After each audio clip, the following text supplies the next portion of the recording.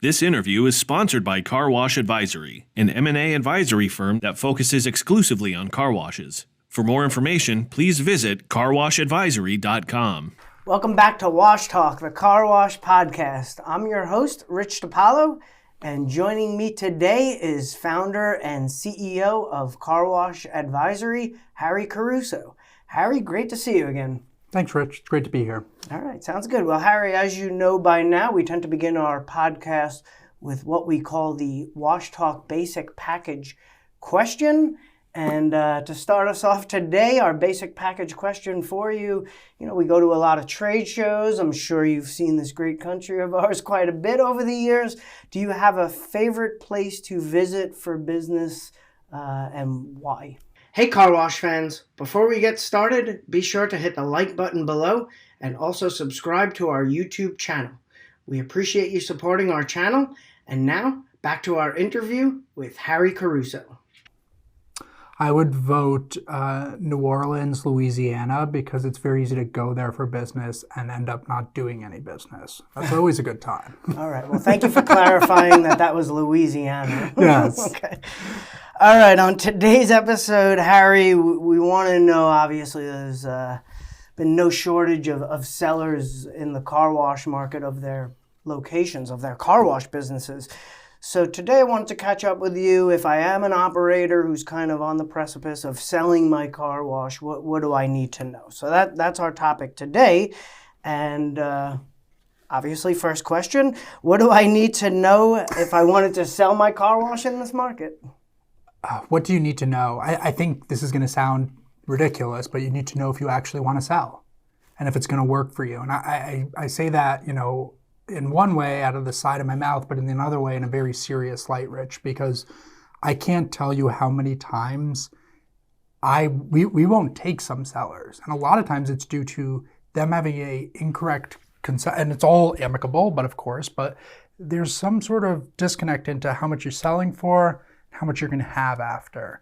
And if somebody, especially depending on their family situation, their age, etc., if it's not enough to retire, don't sell. So there's some quick things you have to figure out in terms of your own goals, where you think you're going to be. For goodness sakes, don't underestimate the tax man. And that will allow you to make the decision, along with your other goals and aspirations and where you are in life as to whether or not you should sell. So sounds stupid, but that's what you should really examine first. All right, sounds good. Well, if I'm an operator that has 20 locations, I would imagine it's a little bit easier to sell my car wash these days. What if I'm a single site car wash and I'm thinking about selling? Where do I start?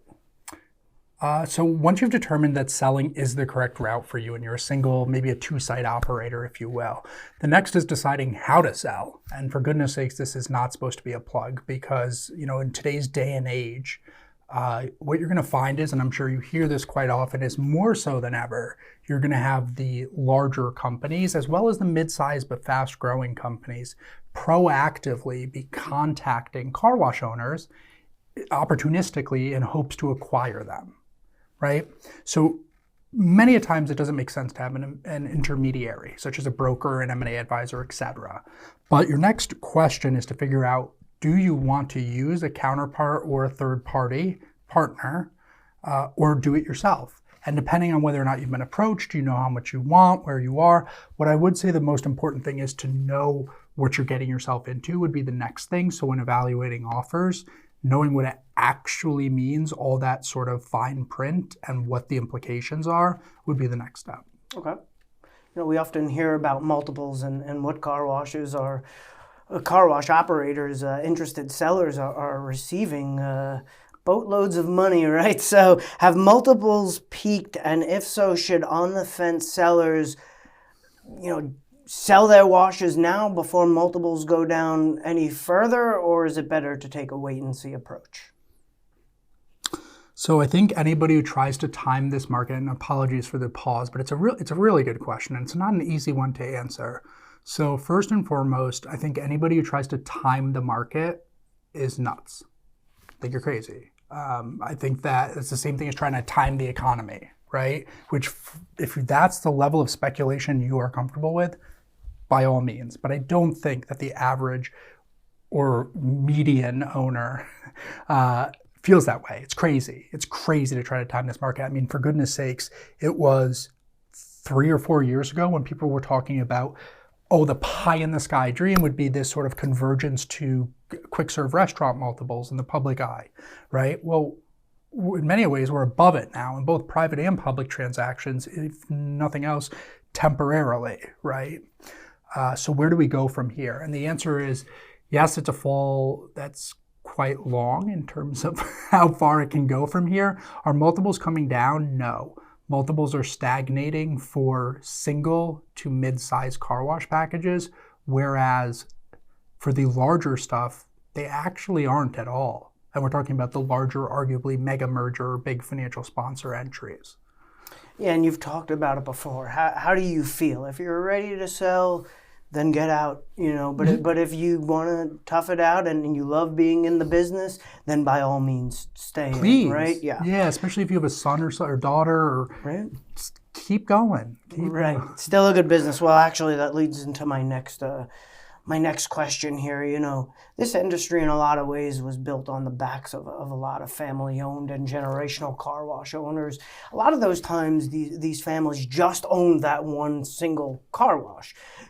As we're seeing roll-ups and mergers and acquisitions and private equity, you name it, it kind of goes against the favor of these single-site operators. So if I'm a single-site operator and I'm seeing all these changes, I'm kind of questioning what's my place in this market. Do they still have a place in this market, or should every single-site operator think about selling? Every single-site operator should think about selling, if for nothing else, 2 seconds to dismiss it as being a right option, right? Because otherwise you're never going to get rid of the nuisance that is that little voice in your head in today's market with these multiples. Beyond that, though, should every owner seriously consider selling? No, most definitely not. And I would argue that, so it's almost like the 10 stages of after loss of grief. Yeah, sorry. So, right, there's certain stages. What you're going to see here is that as the larger money comes in and presents itself as formidable competition, you might be bothered by them. You will not be trounced by them. But in reality, once it all shakes out, and I am taking the longer term view here, but for many family businesses, that is the essence of what they are long term. You're going to come out of the other end with this industry having better technology, better supply chains, better routes, and more customer acknowledgement and customer base by way of quantity than ever before. So no, every seller or every owner should not consider being a seller. No. And an important thing that sellers should know is that there's options post-sale. You don't necessarily have to sell your business and then just exit the industry altogether. A lot of these chains that are acquiring washes might look to keep you on the team, or might need your input on certain things. Certainly getting out of the industry, riding off to the sunset, that's an option. But can you go over some of the other options that operators have post-sale? Yeah, and just to plug for my team, who is so awesome. They deal with this side more than I do, but it is specifically Colin May, who I know you've met before. He's fantastic with this. So there's a litany of, and really an entire infinite space of post-transaction structures that can be struck, right? I historically and currently am very much against, as a whole, post-transaction arrangements, because I oftentimes don't think that the people involved understand both sides of the coin, because they don't always work out unilaterally. That being said, and Colin, again, he's done a fantastic job with this, where if you can isolate what you really enjoy in the industry, right? Maybe you enjoy building. Maybe you enjoy the operating and the management side.